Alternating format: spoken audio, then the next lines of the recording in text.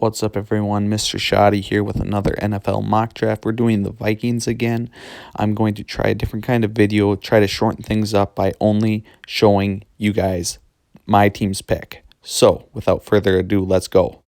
With all the tackles off the board, I'm going to do something very unpopular. I'm going to select T. Higgins from Clemson. I feel like there's concerns over his separation in the NFL. I feel like the tape shows he can separate, so I'm going to select him.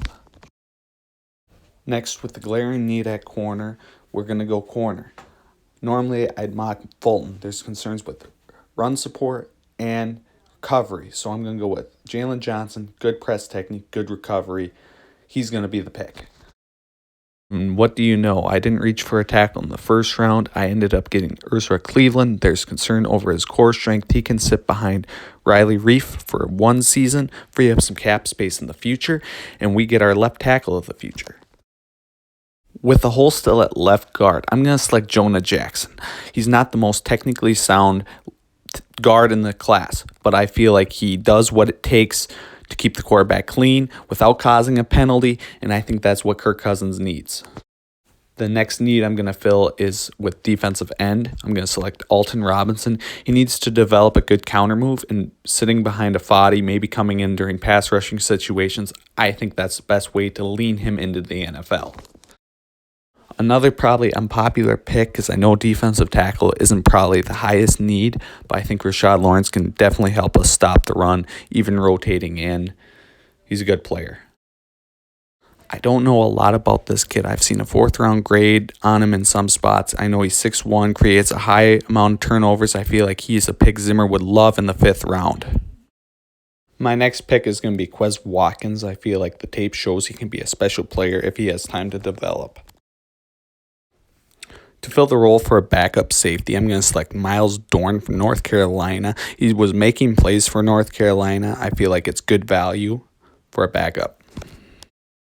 With this next pick, I feel like getting another backup safety is ideal, so I'm going to select J.R. Reed, who is a steal in the 7th round. To fill Kentrell Brothers' hole, I'm going to grab Wisconsin's do-it-all linebacker Chris Orr. To end the draft in typical Zimmer fashion, I'm going to select a developmental end, Betiku from Illinois. I think Patterson can really mold this guy into at the very least, rotational defensive end.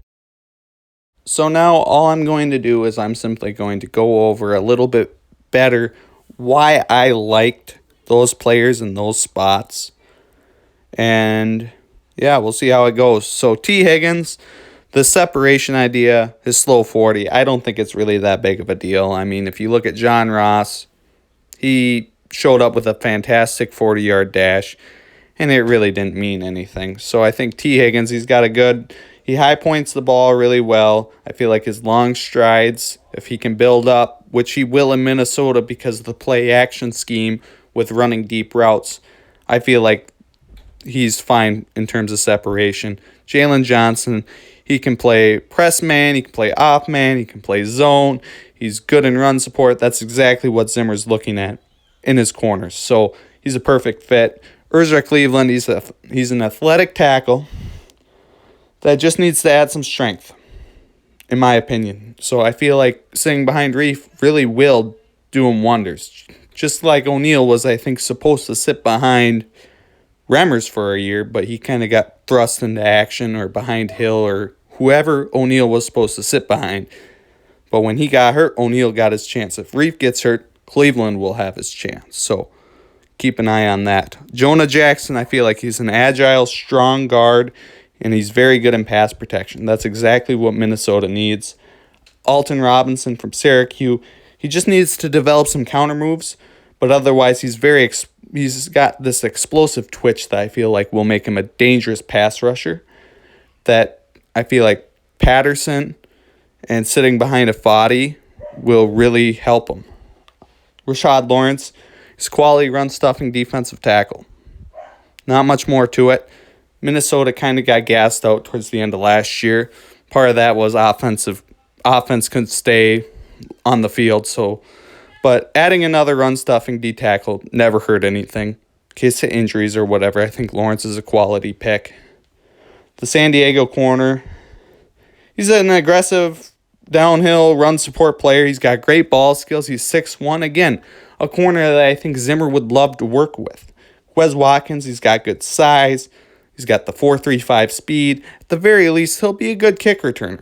At the very least, he can compete for kick returner, punt returner, kind of get the ball out of Amir Abdullah's hands. And we know Mike Hughes can't really be trusted in that role. Miles Dorn, he plays both free and strong safety. He can come downhill to the football really fast. J.R. Reed from Georgia, he's a tough and smart safety. Exactly what I think Zimmer wants in his safeties. Chris Orr, he had an impressive pro day.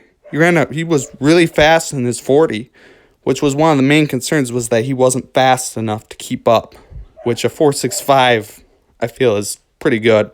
He was also very good at run stuffing, so I think he's a good pick.